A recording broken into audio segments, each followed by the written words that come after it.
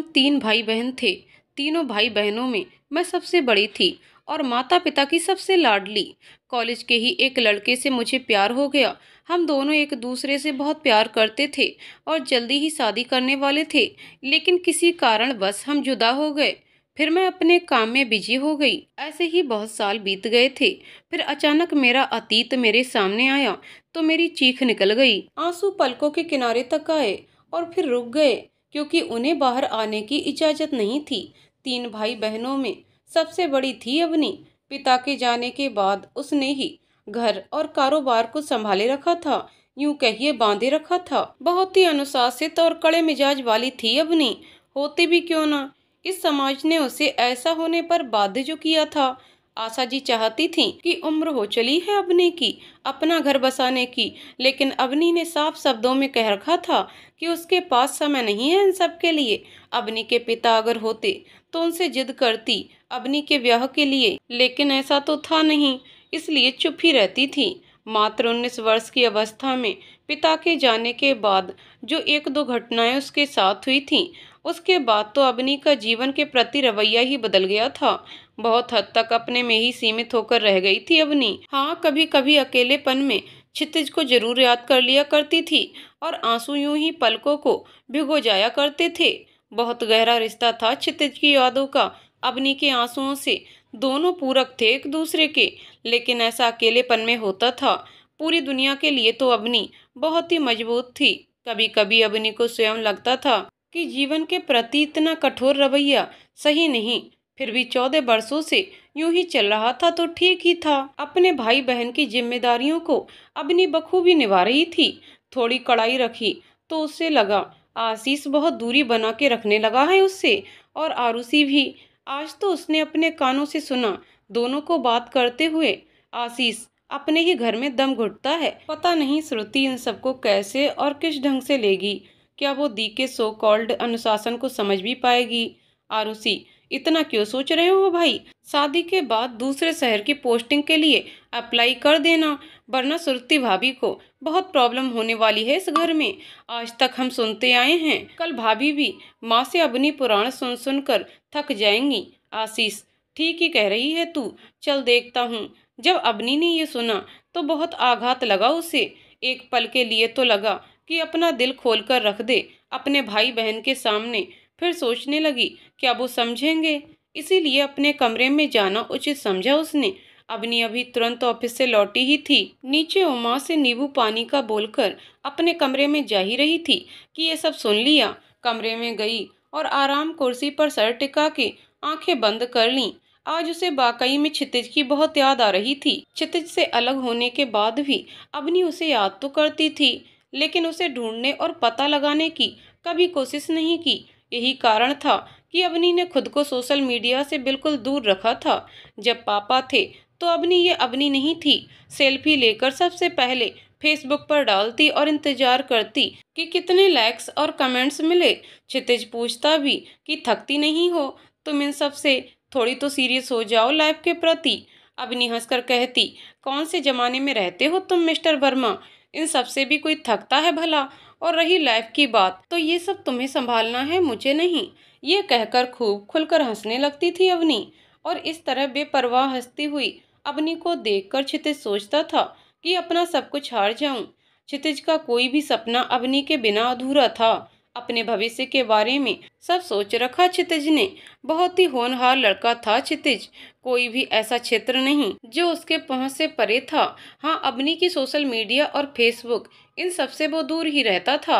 अवनी ने कितनी बार उसे बातों के लिए जोर दिया, पर क्षितिज कहता, ना बाबा ना, तुम ही करो ये सब। दोनों लोग करने लगे तो हमारी नैया डूब ही जाएगी। अवनी अवनी कितनी बार कह चुकी थी क्षितिज से कि एक बार पापा से मिल लो ताकि वो तुम्हें थोड़ा देख लें, जान लें, लेकिन क्षितिज ने अवनी की ये बात हमेशा काटी।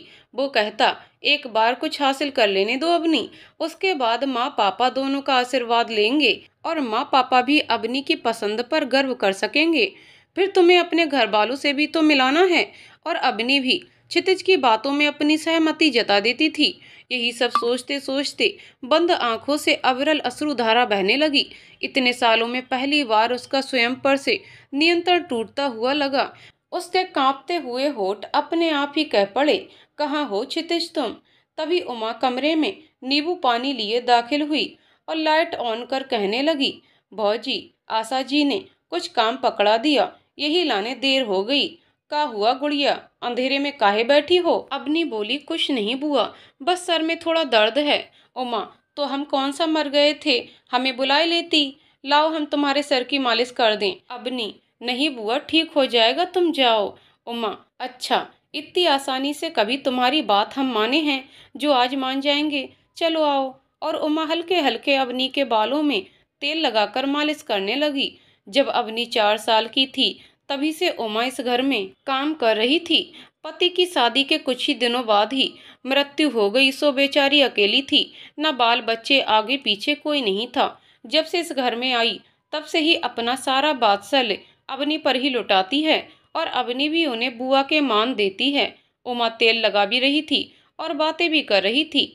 आशा जी तो थोड़ा संकोच करती थी कुछ कहने में, वो भी सिर्फ अवनी के स्वभाव के कारण, लेकिन उमा, वो तो जो मन में आता सब कह जाती अवनी से। दरअसल आशीष और आरुषि जुड़वा थे।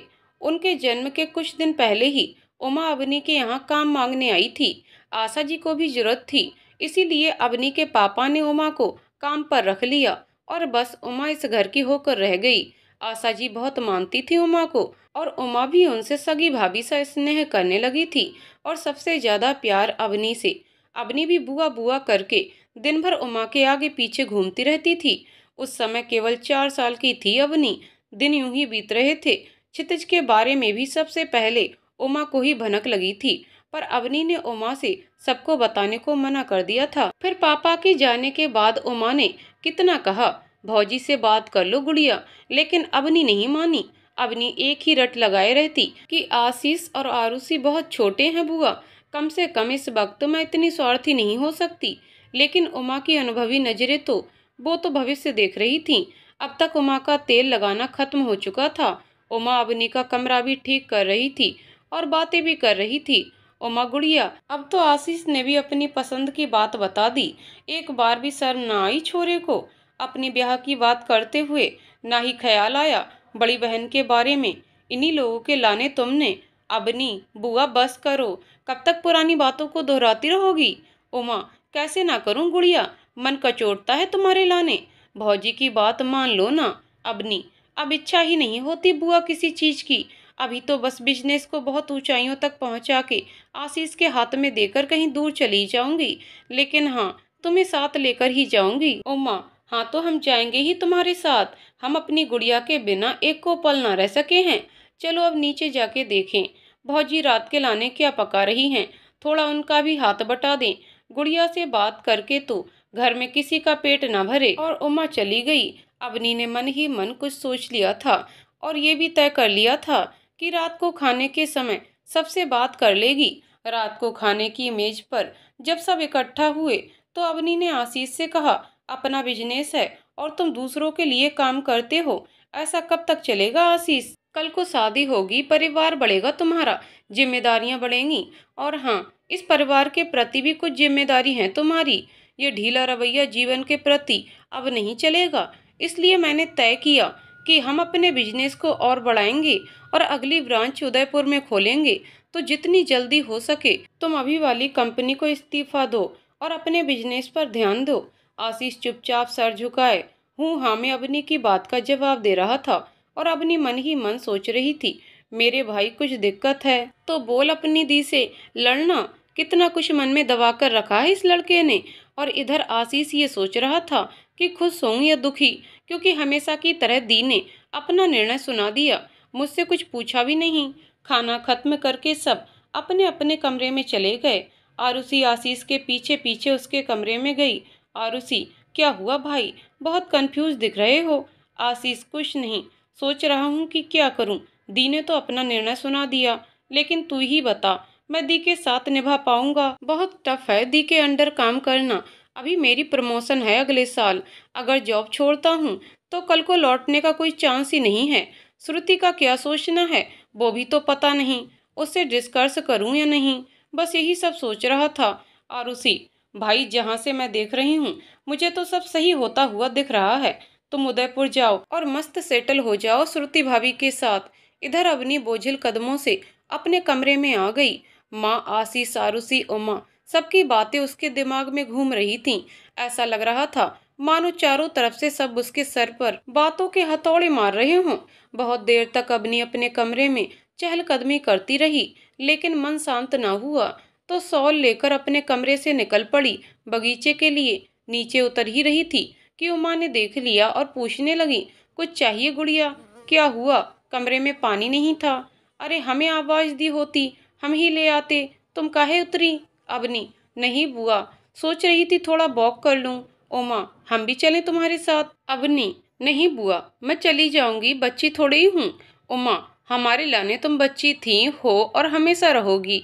अवनी मुस्कुराते हुए, कुछ जरूरत होगी तो कॉल कर लूंगी आपको, ठीक है? उमा ने ठीक है बोल तो दिया, लेकिन बहुत चिंतित हो जाती थी अवनी के लिए। कभी कभी अवनी निकल पड़ी टहलने। अपने कैंप्स में ही टहल रही थी। उसे याद आ गई वो घटना जब पापा के जाने के बाद कैसे उसके चाचा की नज़र उसकी प्रॉपर्टी पर थी। और हद तो उस दिन हो गई जब उन्होंने मौका देखकर अवनी के साथ ही कुछ गलत करने की कोशिश की। आज अवनी सोच रही थी, अगर उमा बुआ उस रात नहीं आती तो पता नहीं क्या होता। अपने पर सब ले लिया था उमा बुआ ने। आज तक माँ भी नहीं जानती कि चाचा ने बुआ के साथ नहीं, मेरे साथ गलत करने की कोशिश की थी। उमा बुआ ने अवनी से किसी को कुछ न बताने की कसम दी थी। सभी रिश्तेदार कह रहे थे कि उमा के ही चाल चलन ठीक नहीं होंगे, लेकिन माँ ने कड़े शब्दों में कहा कि उमा ऐसी है ही नहीं। इस एक घटना ने अवनी को इतना कठोर बना दिया कि वो अपने अपनों से कब दूर हो गई उसे स्वयं पता नहीं चला। अवनी यूं ही बहुत देर तक अतीत के गलियारों में चक्कर लगाती रही। क्यों किसी को लगता है कि एक लड़की उसके लिए उपलब्ध है और उन्हें ये भी लगता है कि वो लड़की सहज ही तैयार भी हो जाएगी। और इन मामलों में इनका आत्मविश्वास इतना प्रबल हो जाता है कि ये अपनी रिश्तों की मर्यादा तक भूल जाते हैं। एक बार फिर घृणा होने लगी थी अवनी को अपने चाचा से। ये घृणा इतने वर्षों में न जाने कितनी बार हुई। बहुत बार क्षितिज से कहना चाहा अवनी ने, लेकिन हर बार उमा बुआ ने कसम दे दी। उमा बुआ का कहना था कि गुड़िया, उसे डरावना सपना समझकर भूल जाओ, क्योंकि ऐसे मामलों में अक्सर सब लड़की को ही दोष देते हैं। लेकिन अवनी, वो तो क्षितिज से कोई भेद नहीं रखना चाहती थी। वो चाहती थी कि एक बार सब क्षितिज को सब बता के अपने दिल का बोझ हल्का कर ले।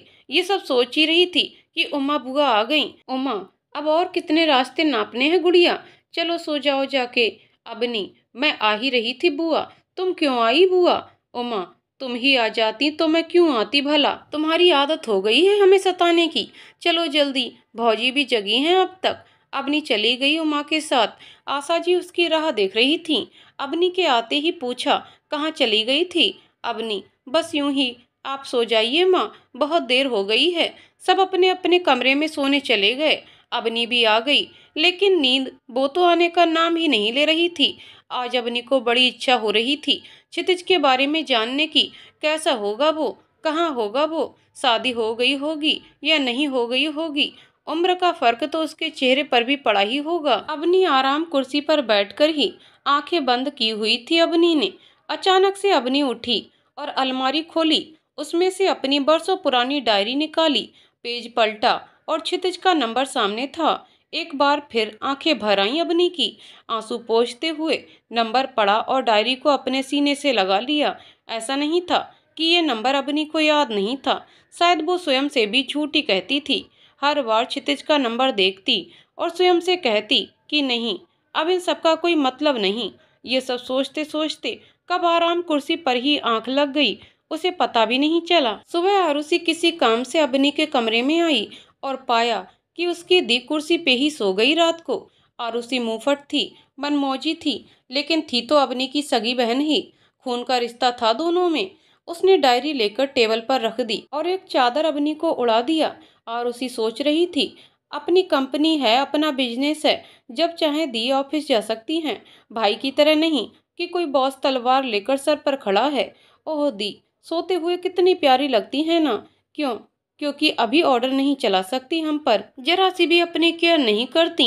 अगर मुझे एक दिन के लिए इस घर की मालकिन बना दिया जाए दी की तरह, तो मैं सबसे पहले इन्हें एक अच्छे से स्पा में ले जाऊंगी और फेशियल, पेडिक्योर, मैनिक्योर, थोड़ा सा हेयर कट वगैरह करवा के लुक ही चेंज कर दूं। लेकिन ये तो अबनी दी हैं और इन्हें किसी और की बात सुनाई कहाँ देती है। पहले उसने ध्यान नहीं दिया, लेकिन बाद में उसकी नज़र एक बार फिर डायरी के ऊपर गई। बड़ी पुरानी थी। डायरी के पहले पन्ने पर सबकी फैमिली फोटो थी। उस फोटो में पापा भी थे, माँ के गोद में भाई और पापा की गोद में आरुषि खुद। और दी पापा के कंधों पर हाथ रखे हुए खड़ी थी और पापा बड़े प्यार से मुस्कुराते हुए एक हाथ से आरुषि को गोद में पकड़े हुए थे और एक हाथ से दी का हाथ। उस फोटो में अवनी के लिए पापा का प्यार और विश्वास साफ झलक रहा था। ये देखकर आरुषि सोचने लगी, शायद दी पापा की फेवरेट होंगी। फिर आगे पन्ने पलटने लगी तो देखा कि बहुत कुछ लिख रखा है दी ने। सब पढ़ना तो संभव नहीं था, इसीलिए आरुषि ने मोबाइल निकाला।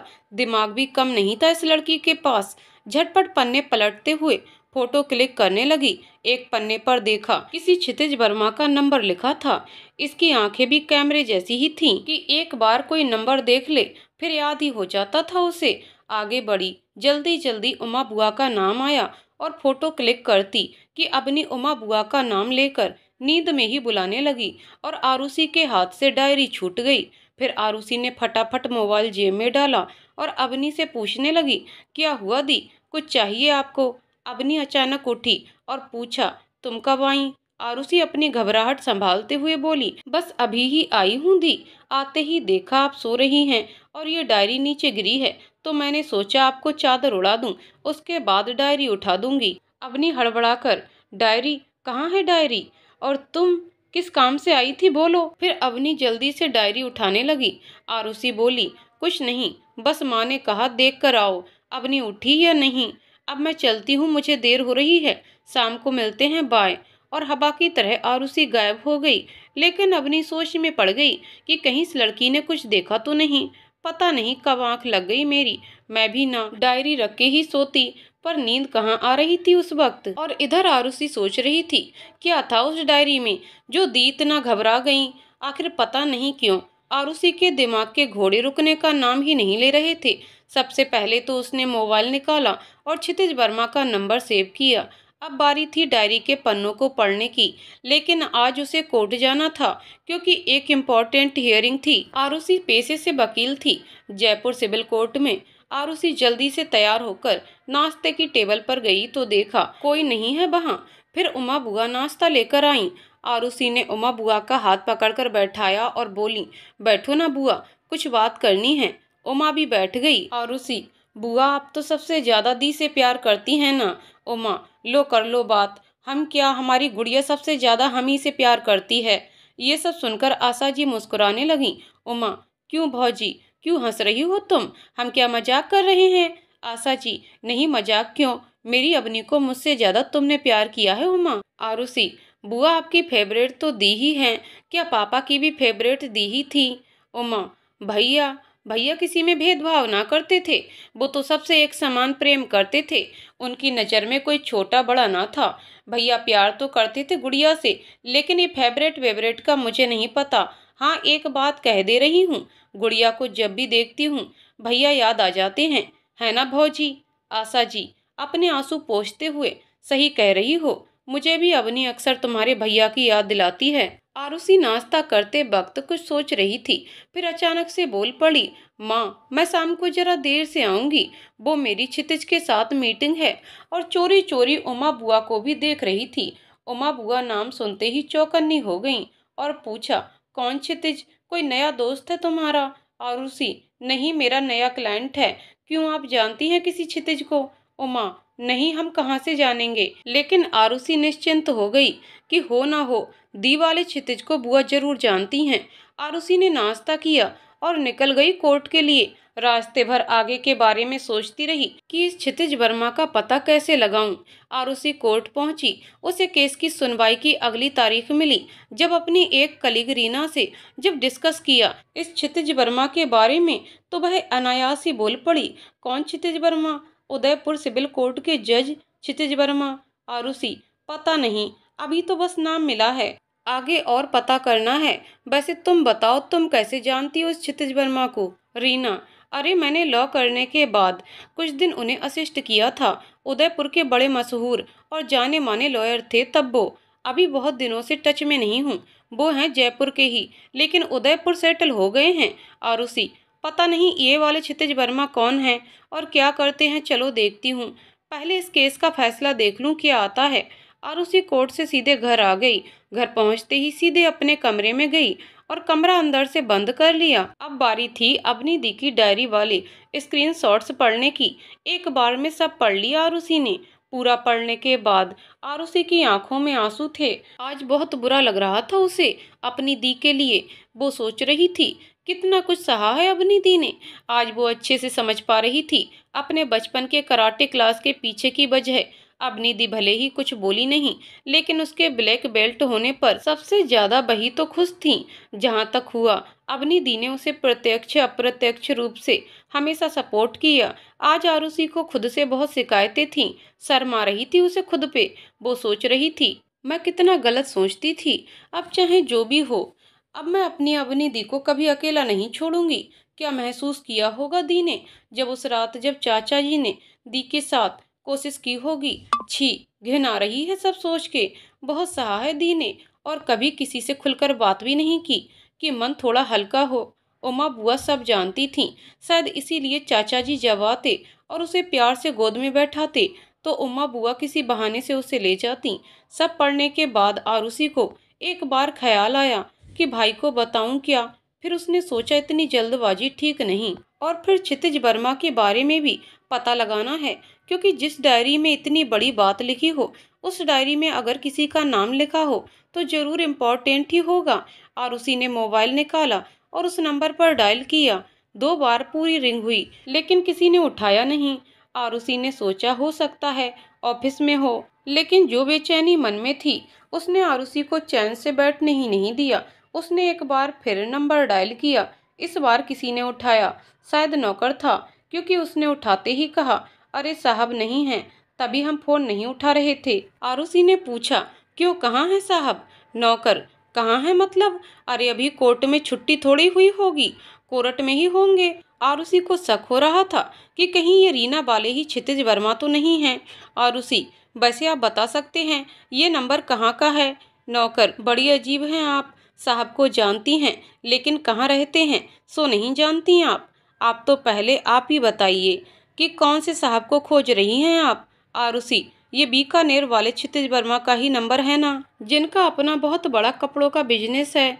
नौकर, जी नहीं, ये उदयपुर वाले क्षितिज वर्मा का नंबर है, और वो बिजनेस नहीं करते हैं, बल्कि कोर्ट में जज साहब हैं हमारे साहब। अब फोन रखिए, और भी काम है हमारे पास। अब आरुषि 110% दावे के साथ कह सकती थी कि ये रीना वाले ही क्षितिज वर्मा हैं। मन तो कर रहा था कि सीधे उदयपुर के लिए निकल पड़े, लेकिन अभी इस पर बहुत सारा होमवर्क करना था। अब आरुषि सीधे गई उमा बुआ के पास।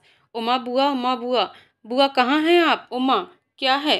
काहे घर को सर पे उठाए रखी हो? आरुषि, मुझे आपसे कुछ बात करनी है, हम बाहर चलें क्या? उमा, क्या हो गया? किसी को पसंद कर लिया तूने क्या, अपने भाई की तरह? आरुषि, सब यही पूछ लोगी तो बाहर क्यों जाएंगे भला? चलो ना आइसक्रीम खाएंगे। अब कल को दी की शादी हो जाएगी तो तुम्हें मेरे साथ ही समय काटना होगा, बस इसीलिए। उमा खुश होकर, राम जी ऐसा दिन दिखाएंगे क्या? गुड़िया जब छोटी थी तो उसे दुल्हन बनने का बड़ा शौक था। अब घर की जिम्मेदारी सब में ऐसी लगी कि सब भूल गई मेरी बच्ची। दोनों बाहर निकलकर कार से आइसक्रीम पार्लर गए। आरुषि 2 आइसक्रीम लेकर आई और दोनों पार्क में एक बेंच पर बैठ गए।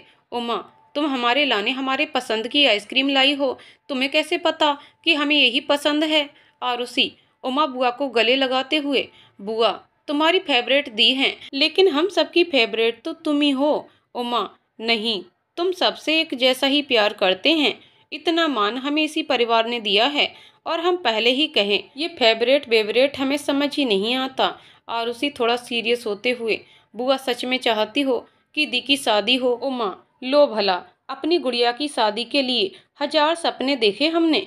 कितना सोचते थे कि इन हाथों में आज गुड़िया खेली है, कल को उसके बच्चे खेलेंगे। आंसू पोंछते हुए, अभी बात खत्म नहीं हुई थी कि आरुषि बोल पड़ी, तो मुझे पूरी बात बतानी होगी बुआ। उमा आश्चर्यचकित होते हुए, कौन सी बात? आरुषि, क्षितिज वर्मा वाली बात। उमा, तुम कैसे?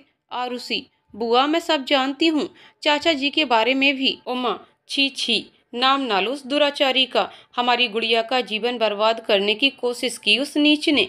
उस घटना ने हमारी गुड़िया को अंदर से तोड़ दिया। आज तक हमारी बच्ची उबर नहीं पाई है। आरुषि, बुआ उन्होंने जो भी किया आपने माँ से क्यों नहीं कहा? माँ से क्यों छिपाया आपने?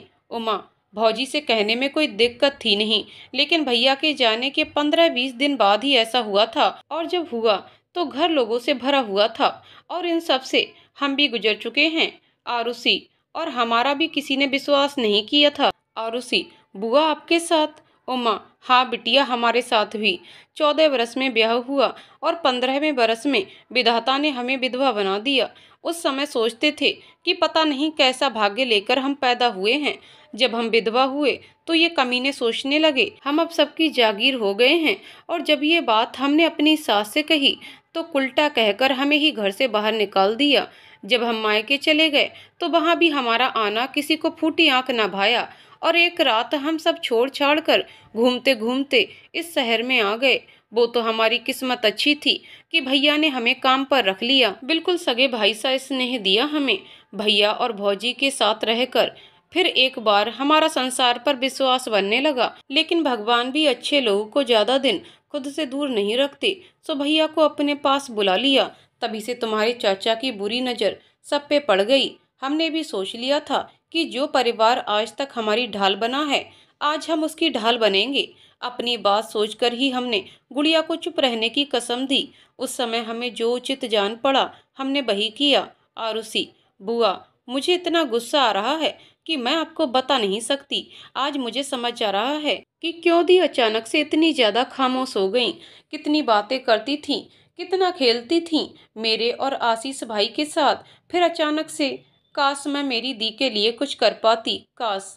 इसीलिए मैं चाहती हूँ कि दी इन सब बकवास की वजह से अपनी पूरी लाइफ ना खराब करें, तो सबसे पहले दी को ये सब अपने मन से निकालना होगा। उमा, हाँ बिटिया, करो जो करना है, क्योंकि उसके उम्र की लड़कियों को देखते हैं तो मन रोता है। भौजी को नहीं देखती, इसी लाने सूख रही हैं। आरुषि, और ये क्षितिज वर्मा कौन है? क्या इसने भी कभी? उमा, ना ना बिटिया, बड़ा ही भला लड़का था ये क्षितिज। आरुषि, आप बताइए कि आप कैसे जानती हैं और कितना जानती हैं? उमा, बताएंगे, जरूर बताएंगे, लेकिन अभी घर चलो, बहुत देर हो गई है। भौजी राह देख रही होंगी, कभी और चर्चा करेंगे। आरुषि, ठीक है चलिए। उमा और आरुषि घर आ गए। अवनी आ चुकी थी। अवनी ने उमा को देखते ही कहा, कहाँ थी बुआ, चाय पिला दो ना। उमा, अभी लाती हैं, तुम कमरे में चलो। तभी आरुषि बोल पड़ी, आप सब लोग लॉन में चलो, आज चाय मैं बना कर लाती हूँ। आरुषि चली गई चाय बनाने। अवनी, उमा बुआ के साथ लॉन में चली गई। उमा ने कहा, भौजी को भी बुला लाएं। अवनी सोच रही थी कि क्यों इतनी भीड़ लगानी, चुपचाप अपने कमरे में चाय पी लेते सब। थोड़ी देर में आरुषि चाय लेकर आई और माँ को भी साथ ले आई। सबको चाय दी तो उमा ने कहा, भौजी अब आरुषि भी चाय बनाना सीख गई है, इसके लाने अब लड़का देखो। दो दो बिन ब्याही बेटियां हैं घर में, और आशीष पहले बहू कैसे ले आएगा? तो आरुषि झट से बोली, तो मैं ही क्यों, पहले दी की शादी करो। इतना सुनना था कि अवनी खड़ी हो गई और बोली, मुझे शादी वादी नहीं करनी, और आज के बाद इस बारे में कोई बात नहीं करेगा। आरुषि ने कहा, ये क्या बात हुई, आप किसी की सुनती क्यों नहीं? अवनी वहां एक पल भी नहीं रुकी और जाने लगी। आरुषि पीछे से आवाज लगाती रह गई, दी एक बार सुनो तो, मेरी बात का जवाब तो दो। अवनी ने पीछे पलटकर भी नहीं देखा और जाते हुए कहा, मैं किसी को जवाब देना जरूरी नहीं समझती। आरुषि फिर बोली, आप इस तरह से नहीं भाग सकती, आपको जवाब देना होगा। पर अवनी सीधे कमरे में चली गई। आशा जी खुद को रोक नहीं पाई और रोते हुए वहां से चली गईं। उमा ने आरुषि की तरफ देखते हुए कहा, ये क्या हुआ बिटिया, बात बनने की जगह बिगड़ती हुई दिख रही है। आरुषि बस इतना बोली कि आपको मुझ पर विश्वास है। उमा थोड़े चिंतित स्वर में बोली, तुम तो हमारे लेन डूबते को तिनके का सहारा हो, बोलो तो आखिरी उम्मीद। आरुषि, तो फिर थोड़ा इंतजार कीजिए और मुझे दी के बारे में सब बताइए जो मैं नहीं जानती। उमा, जरा ठहर, तो पहले गुड़िया को देख कर आती हूँ। आरुषि सोचने लगी। दी ना हुई खुल जा सिमसिम का दरवाजा हो गया कि खुल ही नहीं रहा। देखते हैं उमा बुआ कब सस्पेंस का पर्दा हटाती हैं। चलो तब थोड़ा सा अपने केस को देखती हूँ और रीना से बात करती हूँ। रीना को कॉल लगाया और अगले दिन का लंच फिक्स किया, फिर अपने कमरे में चली गई। इधर उमा बुआ अवनी के पास गई पानी लेकर। उमा क्यों चली आई इस तरह? अवनी मुझे किसी को जवाब नहीं देना बुआ, बस। उमा जवाब तो देना पड़ेगा ना गुड़िया, अब आरुषि बच्ची ना रही, जो देखेगी तो सवाल तो करेगी ही ना। और तुम कब तक टालोगी ये सब कहकर उमा बुआ तो चली गईं, लेकिन अवनी थोड़ा परेशान जरूर हो गई। वो सोच रही थी कि आरुषि अगर दोबारा पूछेगी तो वो क्या जवाब देगी। क्यों ये लोग उसे फिर से उन्हीं सब बातों में खींचकर दोबारा ले जाना चाहते हैं। अब वो किसी के साथ धोखा नहीं करना चाहती। अवनी फिर सोचने लगी, कितना कहा था उमा बुआ से कि क्षितिज को सारी बात बताने दें, पर बुआ ने नहीं बताने दिया और वो किसी तरह के धोखे में क्षितिज को नहीं रखना चाहती थी। इसीलिए उसे क्षितिज से अपनी शादी के बारे में झूठ कहना पड़ा। ये सब अवनी ने फोन पर ही कहा था, क्योंकि उसमें क्षितिज का सामना करने की हिम्मत नहीं थी। उसने क्षितिज से कहा था कि उसके पापा उसका रिश्ता किसी से तय करके गए हैं। इतना सुनना था कि क्षितिज बिल्कुल शांत हो गया और अवनी न जाने कितनी देर तक हेलो हेलो करती रह गई थी, लेकिन उधर से कोई आवाज नहीं आ रही थी। थोड़ी देर बाद क्षितिज ने रुंधे गले से बस इतना ही कहा कि कहो, सुन रहा हूँ। अवनी कहती जा रही थी कि किसी के जाने से दुनिया नहीं रुक जाती क्षितिज, तुम फिर से अपनी नई दुनिया बसा लो, देखना एक बार फिर से सब खिल उठेगा। क्षितिज को अपने प्यार का वास्ता दिया था, जीवन में आगे बढ़ने के लिए कहा कि मुझसे अच्छी मिल जाएगी क्षितिज, और जवाब में क्षितिज ने बस इतना ही कहा कि नहीं चाहिए तुमसे अच्छी, बस तुम चाहिए। चलो फिर भी देखता हूँ। इतना कहकर कॉल डिस्कनेक्ट कर दिया उसने। एक वो दिन था और एक आज का दिन है। दोनों ने एक दूसरे की आवाज तक नहीं सुनी है। तो वो क्षितिज के जाने के बाद अवनी को एहसास हुआ कि वो कितना प्यार करती है क्षितिज से, लेकिन परिवार के सामने ये सोचकर उसे आत्मग्लानि होती थी। भूली तो नहीं थी क्षितिज को, पर उसकी यादों के साथ जीना सीख गई थी अवनी। और 14 साल बीत गए। इन 14 सालों में एक पल भी ऐसा ना हुआ कि क्षितिज उसके मन से कहीं गया हो। आज सबका खाना सबके कमरे में ही गया। अवनी को खिला के उमा आरुषि के पास गई खाना लेकर। आरुषि, बुआ एक काम करो, आप जान ही ले लो मेरी, आपके लिए तो दी ही है ना। उमा, चुप करो, अंट संट बोला तो एक लगाएंगे। आरुषि, तो क्या कहूँ, आप ही बताओ, कब से क्षितिज वर्मा के बारे में पूछ रही हूँ और आपने मुझे लटका के रखा है। उस दिन अगर दी थोड़ी देर से उठी होती तो मैं खुद सब पता लगा लेती। आपसे ज्यादा तेज तो मेरे सोर्सेस हैं। इतनी देर में मुझे क्षितिज वर्मा की भूत भविष्य और वर्तमान सारी जानकारी इकट्ठा कर कर दे देते। उमा, तो सुनो। आरुषि, तो बताओ। उमा, तुम और आशीष बहुत छोटे थे, तब हम सब साथ में एक बार बाबा सोमनाथ के दर्शन के लिए गए थे। पता नहीं तुम्हें याद होगा भी कि नहीं। आरुषि, कुछ कुछ याद है, बोलो। उमा, सोमनाथ से आते समय ही ट्रेन में गुड़िया से मिला था क्षितिज। हमें याद है कि किस तरह गुड़िया पहली ही बार में उसे देखते ही पसंद करने लगी थी। बड़ा ही भोला था वो, और स्वभाव भी ऐसा शांत था कि पूछो मत। शायद कोई परीक्षा देकर आ रहा था अहमदाबाद से। पूरे रास्ते हम सबकी अच्छी पहचान हो गई थी। उसके व्यवहार को ही देखकर भैया ने उसका फोन नंबर भी रख लिया था। आरुषि, आप सीधे सीधे कहो ना कि दी प्यार करती थी उनसे और वो नहीं करते थे क्या। उमा, अब तुम अपनी ही कहानी बना लो, हमसे काहे पूछ रही हो, थोड़ा गुस्साते हुए। आरुषि, आप समझ नहीं रही बुआ, जल्दी बताओ ना। उमा, बता ही तो रहे हैं, तुम सुनोगी तब तो। हमारा एक छोटा सा बैग छूट गया था ट्रेन में और वही लौटाने आया था इस घर में। धीरे धीरे गुड़िया से बात बढ़ी, बस दोनों बहुत पसंद करने लगे एक दूसरे को।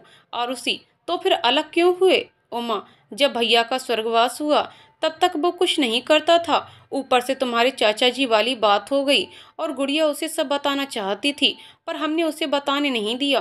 फिर तुम सबकी जिम्मेदारी भी तो थी। गुड़िया ने सोचा अगर वो शादी करके इस घर से चली जाएगी तो फिर कहीं कोई तुम्हारे साथ ना गलत कर दे, इसलिए गुड़िया ने निर्णय लिया कि वो शादी नहीं करेगी और तुम सबकी ढाल बनकर रहेगी। आरुषि, कितनी महान है दी, और एक मैं पागल, आज तक अपनी दी की अच्छाई समझ नहीं पाई। फिर उमा चली गई और आरुषि इसी उधेड़-बुन में लग गई कि कल देखते हैं रीना कितनी जानकारी दे पाती है क्षितिज वर्मा के बारे में। अगले दिन आरुषि नियत समय पर स्थान पर रीना से मिलने चली गई और जो बात सामने आई उससे आरुषि को एक उम्मीद की किरण नजर आई। तो बात ये थी कि क्षितिज वर्मा का बहुत पहले ही तलाक हो चुका था, लेकिन अभी क्या और कैसे हैं ज्यादा पता नहीं। अगले दिन सुबह सब नाश्ता कर रहे थे तो अवनी ने आशीष से उसकी कंपनी को छोड़ने के बारे में पूछा। आशीष, अप्लाई किया हुआ है लेकिन अभी मंजूरी नहीं मिली है। अवनी, तो फिर इस बार मुझे ही उदयपुर जाके साइट देखनी होगी। देखो किसी रविवार को छुट्टी मिले तो तुम भी चलो साथ में। आशीष, ठीक है दी, इस रविवार को देखता हूँ। अवनी, लेकिन मैं शुक्रवार को ही चली जाऊंगी, मेरी किसी से बात हो चुकी है। और उसी मन ही मन सोच रही थी कि ऊपर वाला इतना मेहरबान कैसे हो सकता है उस पे। उसे तो टाइम ही नहीं मिला कुछ सोचने के लिए। आज सोमवार है, इसका मतलब शुक्रवार से पहले कुछ तो करना होगा। और उसी ने रीना को कॉल लगाया और क्षितिज वर्मा के साथ किसी तरह एक मीटिंग फिक्स करने के लिए बहुत मिन्नतें की। रीना ने तो यही जवाब दिया कि चल देखती हूँ। इधर आरुषि मन ही मन सोच रही थी कि कुछ तो भगवान भी उसकी दी के साथ अच्छा करने की सोच रहे हैं। तभी तो दी को अभी उदयपुर जाना है। आरुषि घर के मंदिर की ओर गई। वहाँ आशा जी पहले से ही थीं। आरुषि ने माँ के पैर छुए और बोली कि माँ, आज मेरे लिए इनसे मांग लो। आशा जी बोली, बेटा इनसे कुछ भी मांगने की जरूरत नहीं पड़ती, ये सबके मन की जानते हैं। आरुषि, तो क्या मुझे मेरे काम में सफलता मिलेगी? आशा जी, जरूर मिलेगी मेरी बच्ची। अब आरुषि जैसे ही कमरे में आई, रीना का फोन आया। रीना, तुम्हारी मीटिंग फिक्स कर दी है क्षितिज सर के साथ, लेकिन यार बताओ तो सीन क्या है क्षितिज सर का तुम्हारे साथ? आरुषि, बताऊंगी, जरूर बताऊंगी, थोड़ा टाइम दो। रीना, चलो मैं टाइम एंड प्लेस तुम्हें व्हाट्सअप करती हूँ। आरुषि, ओके। आखिर कब तक? थोड़ी देर में रीना का मैसेज आ चुका था। बस फिर क्या था, आरुषि को आगे की तैयारी करनी थी क्योंकि मीटिंग मंगलवार की सुबह को ही होनी थी। उसने सबसे पहले एजेंट को कॉल करके उदयपुर की टिकट बुक की, अपनी पैकिंग की और फिर कोर्ट के लिए निकल पड़ी। कोर्ट से ही उमा बुआ को कॉल करके बताया कि उसे एक केस के सिलसिले में बाहर जाना है तो वो माँ को बता दे क्योंकि शाम को वो घर आते ही निकल जाएगी। उमा बुआ ने पूछा भी, इतनी जल्दी का है? तो आरुषि ने केस का बोलकर पीछा छुड़ाया। आरुषि की अगली सुबह उदयपुर में हुई। क्षितिज वर्मा से सुबह 7:30 बजे घर पर ही मिलना तय हुआ था। आरुषि ठीक 7 बजे उनके यहाँ पहुँच गई।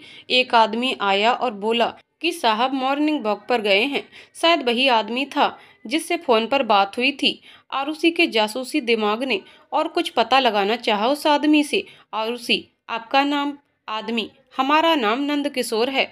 आरुषि, नाम तो बहुत लंबा है आपका। नंद किशोर, अरे आप हमें किशोर बुलाइए, साहब भी यही बुलाते हैं।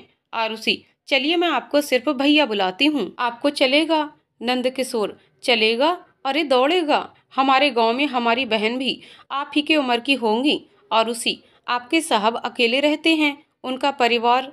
नंद किशोर, कहाँ कोई है, माता जी का कुछ साल पहले स्वर्गवास हो गया, छोटी बहन विदेश में रहती है, ले देकर बच गए हम और साहब। आरुषि, पत्नी और बच्चे? नंद किशोर, एक बार छोटी दीदी बता रही थी कि साहब की उनसे निभ ना सकी, बहुत जल्दी अलग हो गए दोनों। अरे हम तो ठहरे गप्पी आदमी, गप में लग गए, आपसे चाय नाश्ते के लिए पूछा भी नहीं। चाय पियेंगी?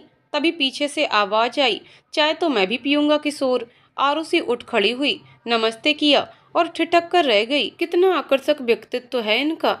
दी चाहती तो रानी बनकर रह सकती थी इनके साथ, लेकिन हम सबके लिए दी ने अपने स्वार्थ को परे रखा। दी, यू आर ग्रेट। तभी उसका ध्यान टूटा क्षितिज की आवाज से। क्षितिज, आरुषि, आरुषि ही नाम है ना आपका? आरुषि, जी सर। क्षितिज, तो बताइए मिस आरुषि, क्या काम है आपको? क्यों मिलना चाहती थी आप? इतनी देर में नंद किशोर चाय और बिस्किट लाया और रखकर चला गया। आरुषि ने अपने लास्ट केस को डिस्कस किया जो वो पहले ही जीत चुकी थी, लेकिन उसने बताया कि केस अभी भी चल रहा है। इस पर क्षितिज ने मुस्कुराते हुए कहा, मिस आरुषि, जयपुर से उदयपुर आ सकती हैं तो आपसे मिलने से पहले थोड़ी बहुत तैयारी तो मैंने भी की है। आरुषि, थोड़ा आश्चर्य करते हुए, मैं समझी नहीं सर।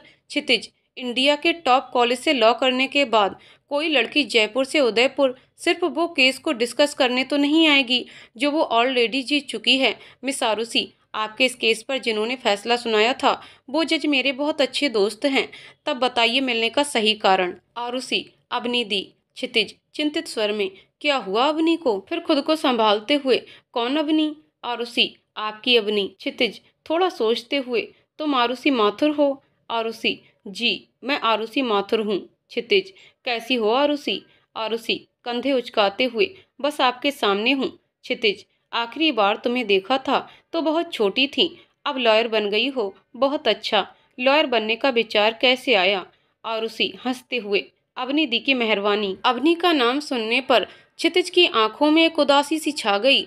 फिर भी हिम्मत करके उसने कहा, और कैसी है अवनी, उसका परिवार, बच्चे? आरुषि, बस जैसे आप हैं। शादी नहीं की दी ने, झूठ बोला था आपसे, क्यों छोड़ दिया आपने दी को? क्षितिज हैरान होते हुए, क्या शादी नहीं की? आरुषि, जी नहीं की। आपने एक बार भी मुड़कर क्यों नहीं देखा? क्षितिज, अपने प्यार का वास्ता दिया था उसने। आरुषि, और आप मान गए? क्षितिज, क्या करता मैं, उस वक्त कोई जॉब भी नहीं करता था कि जिद पर अड़ जाता। लेकिन अवनी, उसने मुझसे शादी के बारे में झूठ क्यों बोला? वो तो मेरा इंतजार कर सकती थी। आरुषि, वो सब तो आपको दी ही बताएंगी, मिलना चाहेंगे दी से? क्षितिज की आंखें छलक उठीं, लेकिन खुश होते हुए बोले, जिंदगी भर एहसानमंद रहूंगा तुम्हारा। आरुषि, अब मिलेंगे तो मेरी दी को अकेला तो नहीं छोड़ेंगे? क्षितिज, एक बार छोड़ा तो आज तक पछता रहा हूँ, तुम्हें लगता है कि वही गलती दोबारा करूँगा? आरुषि, तो फिर मैं चलती हूँ, आप अपना नंबर दे दीजिए, मैं आपके टच में रहूँगी। क्षितिज, नंबर तो शाम को दूंगा जब डिनर करने आओगी। आरुषि हंसते हुए, चलिए मैं ज़रूर आऊँगी, बहुत कुछ बताना है आपको और बहुत कुछ जानना है आपसे, अब चलती हूँ। और आरुषि चली गई। क्षितिज ने एप्लीकेशन भेज के छुट्टी ले ली। नंद किशोर को आश्चर्य जरूर हुआ कि जो साहब बुखार में भी कोर्ट जाने की जिद करते थे, आज उन्होंने छुट्टी ली है। लेकिन आज क्षितिज अपने साथ वक्त बिताना चाहते थे। सारा दिन कमरे में खुद को बंद रखा। अवनी की एक एक चीज संभाल कर रखी थी। क्षितिज ने सब निकाला और अपने पुराने दिन में खो गए। इधर आरुषि ने आशीष को कॉल करके सारी बात बताई। आज आशीष को भी खुद की सोच पर पछतावा हुआ। आशीष, यार दी के लिए एक सॉरी तो बनती ही है। आरुषि, नहीं भाई, दी को पहले सरप्राइज देंगे और फिर सॉरी बोलेंगे, इसीलिए पहले दी को उदयपुर ले आओ, फिर देखते हैं। आशीष, चल मैं ट्राई करता हूँ। इतना कहकर फोन रख दिया आशीष ने। अब आरुषि सोच रही थी कि हे भगवान, बस दी का रिएक्शन अच्छा हो, वो ओवर रिएक्ट ना करें। शाम को नियत समय पर आरुषि क्षितिज के घर पहुंची। नंद किशोर ने मुस्कुराते हुए दरवाजा खोला। आरुषि, कैसे हैं भैया? नंद किशोर, बहुत बढ़िया, अंदर आइए, हम साहब को बुलाते हैं।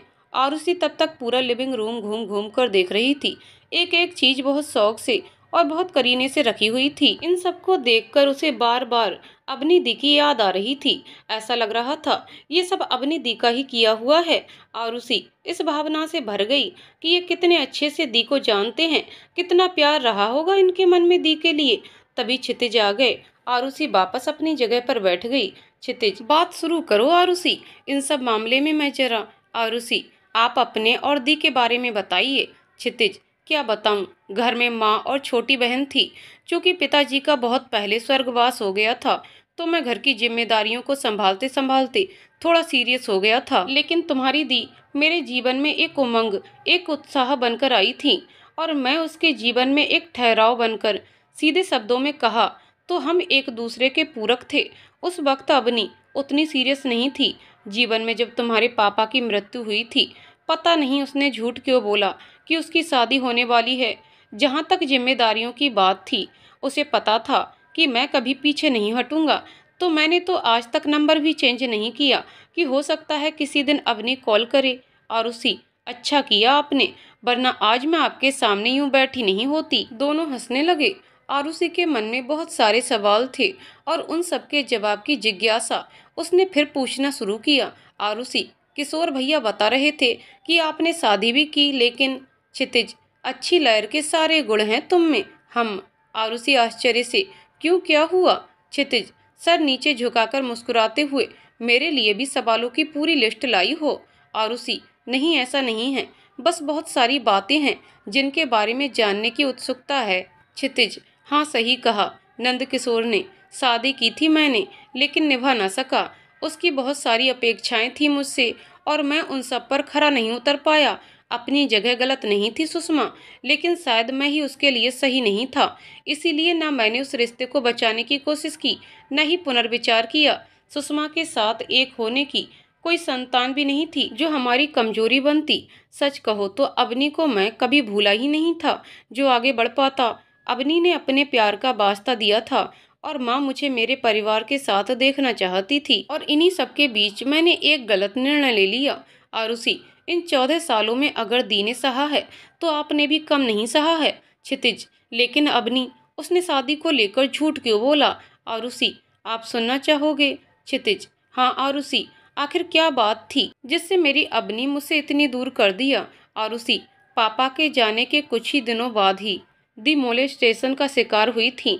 उम्र भी कम थी, नादानी में आपसे कुछ भी कहने का साहस नहीं जुटा पाई। क्षितिज गुस्से में, क्या? किसने किया मेरी अवनी के साथ ऐसा? आरुषि, अब ये तो आपको दी ही बताएंगी जब थोड़ी सहज होंगी। क्षितिज, मुझे खुद पर गुस्सा आ रहा है। मेरी अवनी ने मुझे इस लायक भी नहीं समझा कि मुझसे कुछ बांट सके। उफ। आरुषि, इसमें दी की गलती नहीं, उसने तो हिम्मत जुटा ली थी आपसे कहने की, लेकिन उमा बुआ की चिंता ने उसे और पीछे हटने को मजबूर कर दिया।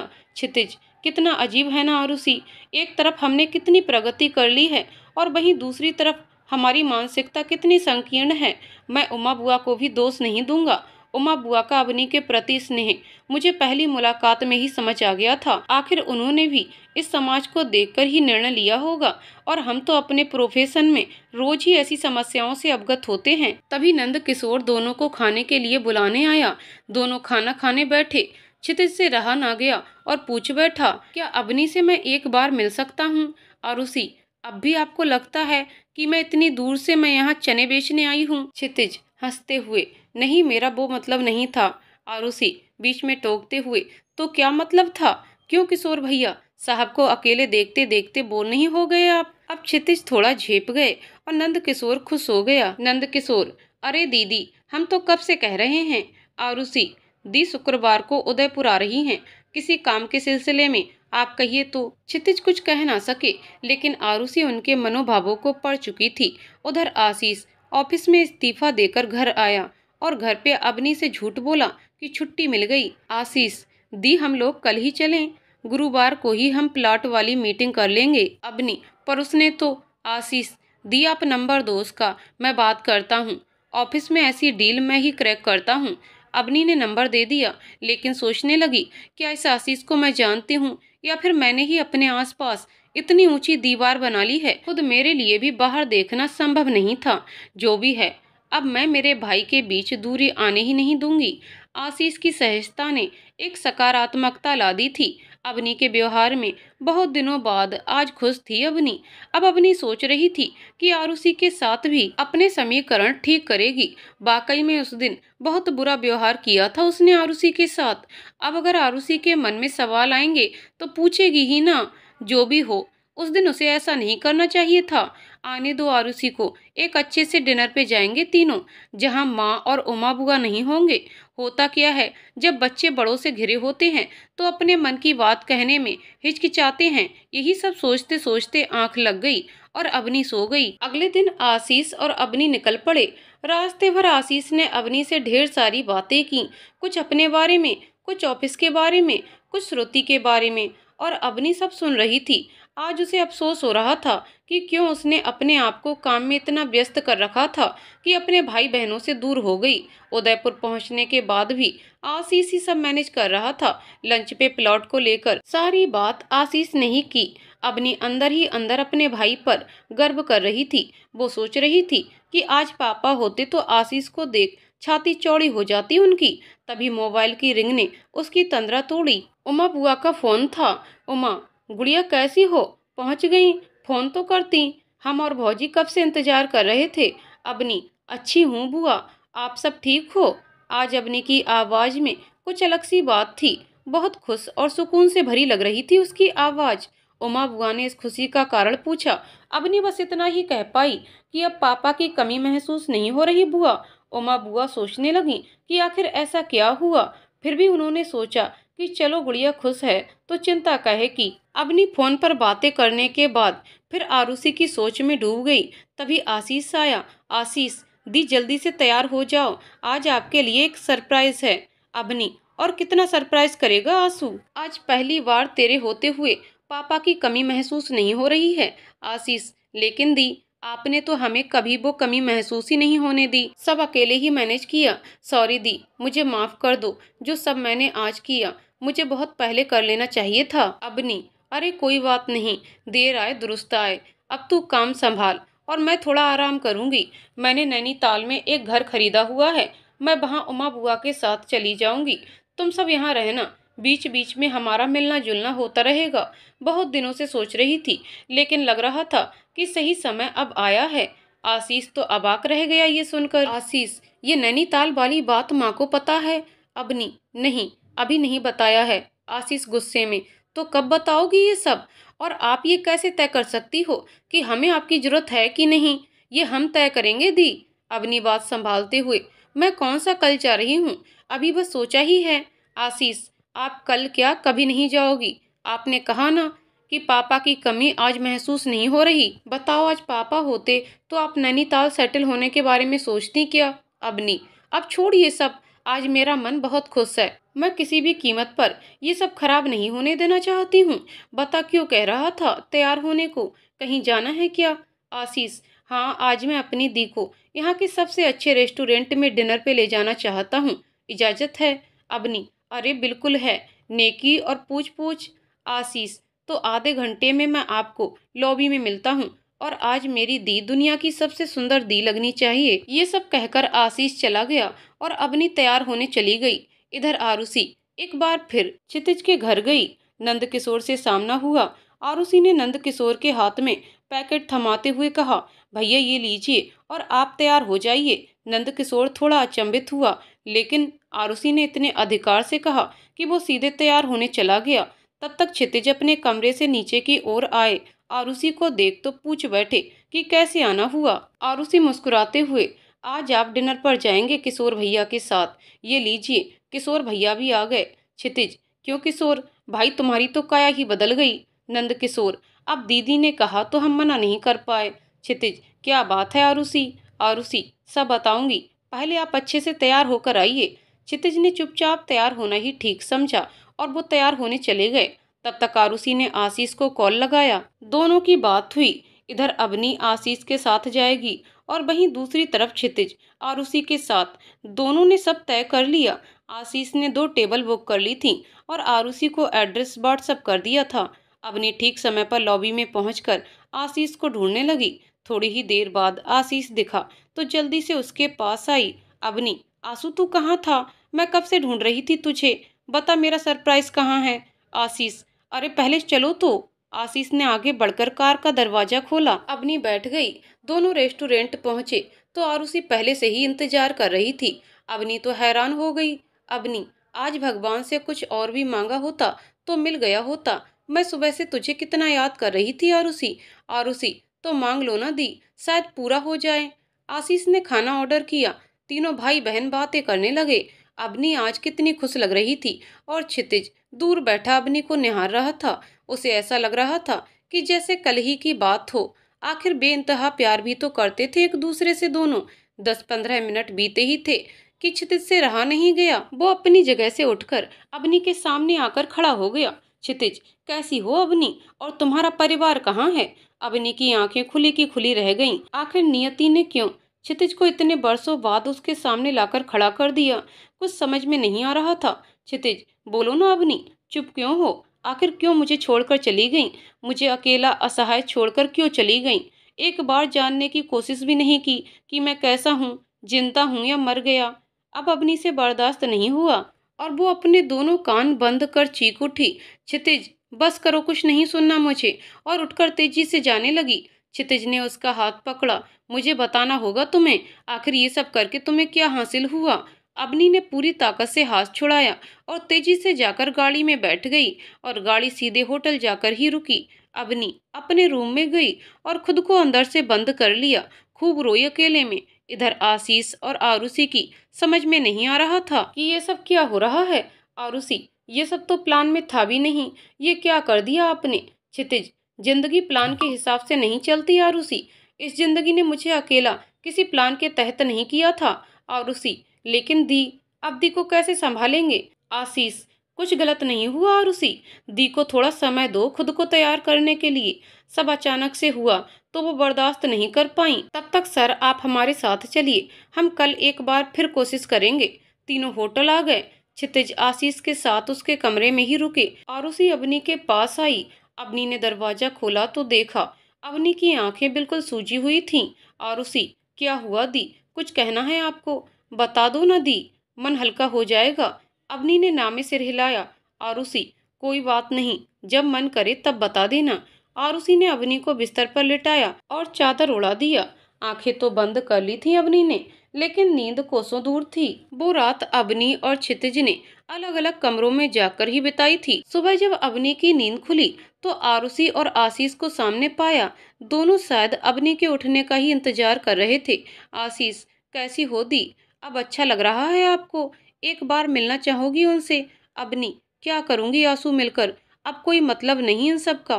फिर आश्चर्य से, तुम जानते हो उन्हें? कैसे मिले? आशीष, वो सब छोड़ो दी, वो अभी भी यहीं हैं, आपसे एक बार मिलना चाहते हैं। एक बार मिल लो, शायद उन्हें भी तसल्ली हो जाए। आरुषि, फिर आप जो भी कहोगे वो ही होगा। तभी दरवाजे पर दस्तक हुई तो आशीष ने बोला, नाश्ते के लिए ऑर्डर किया है मैंने, शायद वही होगा। आरुषि ने दरवाजा खोला तो सामने क्षितिज खड़े थे। क्षितिज, बहुत इंतजार किया आरुषि, अब और नहीं, कहाँ है अवनी? आरुषि, आप फिर आ गए। इतने परिपक्व होते हुए भी आप में धैर्य क्यों नहीं है?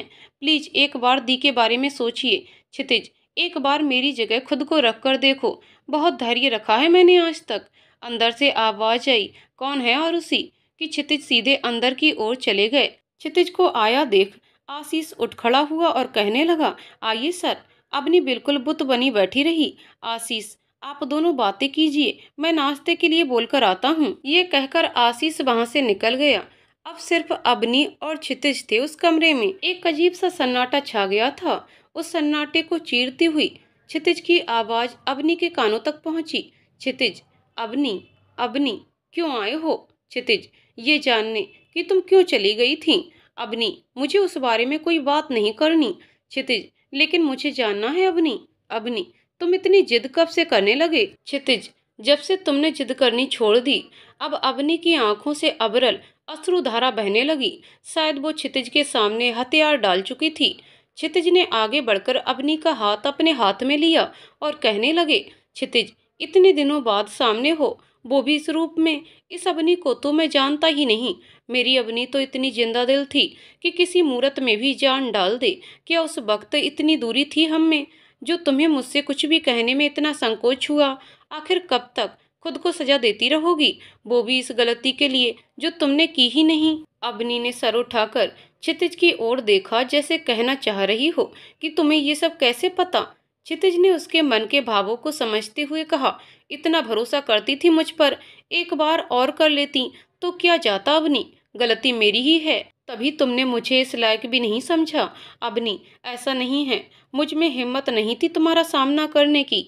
मैंने तुम्हारी आंखों में खुद के लिए सिर्फ प्यार देखा था, और उन्हीं आंखों में मैं कोई नफरत या घृणा नहीं देखना चाहती थी। इसीलिए मुझे माफ कर दो। क्षितिज, कैसी माफी अवनी? आज फिर तुम वो गलती दोहरा रही हो जो तुमने बरसों पहले की थी। तुमने अपनी क्षितिज की सोच को इतना छोटा कैसे समझ लिया? जो भी हुआ वो इतनी बड़ी बात थी ही नहीं जितना तुमने समझ लिया। अवनी फिर रोने लगी और क्षितिज अभी भी अवनी का हाथ थामे बैठे थे। क्षितिज, आज रो लो जितना रोना है, लेकिन आज के बाद उस घटना को तुम कभी याद भी नहीं करोगी।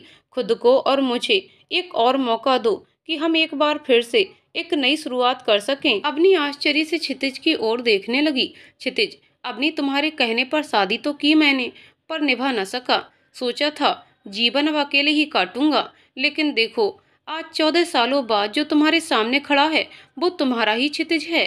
नियति ने एक बार फिर तुम्हें मेरे सामने लाकर खड़ा कर दिया है, और इस बार मैं कोई गलती नहीं करूंगा।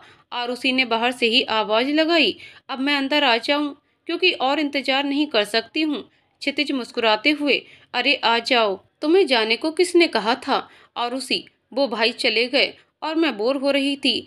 क्या हुआ, दी ने क्या निर्णय लिया? क्षितिज, उसके लिए तो अभी मैं भी इंतजार कर रहा हूँ। तभी अवनी हाथ मुंह धोने वॉशरूम गई। आरुषि ने धीरे से क्षितिज से कहा। क्या लगता है मानेंगी? क्षितिज, तुम घबराओ मत, मैं कोई दूसरा विकल्प छोड़ूंगा ही नहीं। आरुषि निश्चिंत हो गई। अपनी वॉशरूम से बाहर आई, तब तक आशीष भी आ चुका था। आशीष, दी कहीं बाहर चलें, थोड़ी ताजी हवा खाते हैं, क्योंकि नाश्ता तो मिलने से रहा। आरुषि, तुम सर के साथ चलो, मैं दी को लेकर आता हूँ। आरुषि क्षितिज से, चलिए। क्षितिज और आरुषि कमरे से निकल गए। आशीष, क्या सोचा दिया आपने? अबनी, क्या आंसू? अब इस उम्र में अच्छा लगता है ये सब? आशीष आश्चर्य से, इस उम्र से का क्या मतलब? मतलब आपकी खुशी से है। आपको किसी की मदद चाहिए निर्णय लेने में तो वो भी ले लो, लेकिन लोगों का मत सोचो दी। लोग तो कुछ भी कहेंगे। सोचना है तो माँ का सोचो, उमा बुआ का सोचो, आरुषि का सोचो। क्योंकि आज क्षितिज सर हमारे सामने हैं तो वो सिर्फ आरुषि की वजह से पिछले 1 हफ्ते से लगी है, और कानों कान किसी को खबर भी नहीं होने दी। कुछ मत सोचो दी, समय के साथ खुद को बहने दो। आपको क्षितिज सर को एक मौका देना होगा। आज आपने पापा वाली बात करके मुझे मेरी जिम्मेदारियों का एहसास दिला दिया है।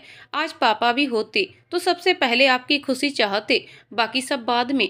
अबनी चुपचाप सुन रही थी। आशीष अबनी के सामने बैठ गया और कहने लगा, आप मेरे ऊपर एक बार भरोसा करो, बस एक बार। अबनी ने हाँ में सिर हिलाया। आशीष को तो जैसे खुशी का ठिकाना ही नहीं रहा। उसने तुरंत वीडियो कॉल लगाया माँ को। उमा बुआ ने फोन उठाया। उमा, कैसे हो आशीष? और गुड़िया ठीक है? आशीष, सब ठीक हैं। आप बताइए माँ कहाँ हैं? उमा, भौजी पूजा कर रही हैं, रुको देते हैं। उमा मोबाइल लेकर आशा जी के पास गई। आशा जी, हाँ बेटा, सब ठीक है। आशीष, माँ ईश्वर को धन्यवाद कहिए, उन्होंने आपकी सुन ली। दी अपनी शादी के लिए मान गई हैं, बाकी सब मैं आपको आके बताऊंगा। उमा बुआ से बात कराइए। आशा जी की तो आंखों से आंसू बहने लगे। मोबाइल उमा को थमाकर ईश्वर को धन्यवाद कहने लगी। उमा, आशीष बेटा, ठीक सुना हमने या गलत? आशीष, हाँ बुआ, ठीक सुना आपने, आपकी गुड़िया की शादी होगी। उमा, कौन है वो? आशीष, आप जानती हैं उन्हें? उमा, इसका मतलब आरुषि। आशीष, हाँ बुआ, आरुषि। सब उसी की मेहनत का नतीजा है। उमा खुश होते हुए, हम कह रहे थे ना, इसके ऊपर के माले पर दिमाग नहीं घोड़े हैं। आशीष, बुआ अब रखता हूँ, बाकी बातें पहुँच कर करूँगा। इसके बाद आशीष अवनी को लेकर बाहर गया। बाहर पहले ही आरुषि और क्षितिज खड़े थे। आरुषि ने आंखों ही आंखों में आशीष से पूछा, आशीष, दी ने तय किया है कि जयपुर के बिजनेस मैं संभालूंगा और दी उदयपुर शिफ्ट होकर यहाँ का बिजनेस संभालेंगी। आरुषि खुश होते हुए, बधाई हो दोनों को। आशीष, चलें कहीं लंच कर लें। बताइए सर, कहाँ चलें? आखिर आपका शहर है। क्षितिज, तुम गाड़ी निकालो, मैं बताता हूँ। आशीष गाड़ी लाने चला गया। क्षितिज आरुषि से, हमारी एक फोटो लेना आरुषि, मुझे फेसबुक पर डालनी है। अबनी ने झूठ मूठ आंखें दिखाते हुए क्षितिज को कोहनी मारी। क्षितिज, ये देखा आरुषि, अब मैं ऑफिशियली तुम्हारा जीजू हो गया। इतना कहकर क्षितिज और आरुषि जोर जोर से ठहाके लगाने लगे, और अबनी तो वो तो शर्म से नजरें झुकाए मुस्कुराती रही। तो दोस्तों, कहानी यहीं पर समाप्त होती है। दोस्तों, आपको कहानी कैसी लगी कमेंट करके जरूर बताइएगा। कहानी पसंद आई हो तो वीडियो को लाइक शेयर करें और चैनल को सब्सक्राइब करें। कहानी को पूरा सुनने के लिए बहुत बहुत धन्यवाद दोस्तों।